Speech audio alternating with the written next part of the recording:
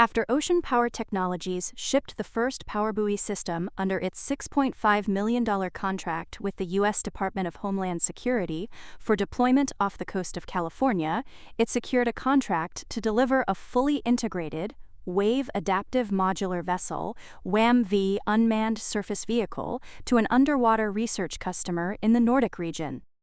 The system will be assembled and shipped immediately, marking continued progress in the company's expansion into Nordic markets, where it has been building relationships with both government and commercial clients.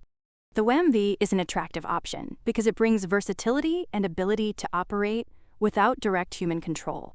As an autonomous marine platform, it's designed for a range of uses, from ocean research and offshore inspections to security operations and underwater survey missions. According to Jason Weed, OPTT's Senior Vice President of Commercial Sales, the contract reflects a broader trend of rising demand for autonomous marine technologies.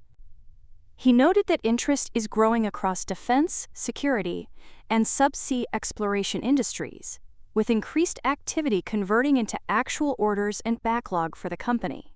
Global efforts in areas such as maritime security, infrastructure inspection, and underwater data collection are helping drive this demand. Weed also highlighted that OPT is seeing expanding adoption of its systems worldwide. It's deployed or is working with customers in the United States, Latin America, the Middle East, and allied European nations, indicating a broad and growing international footprint.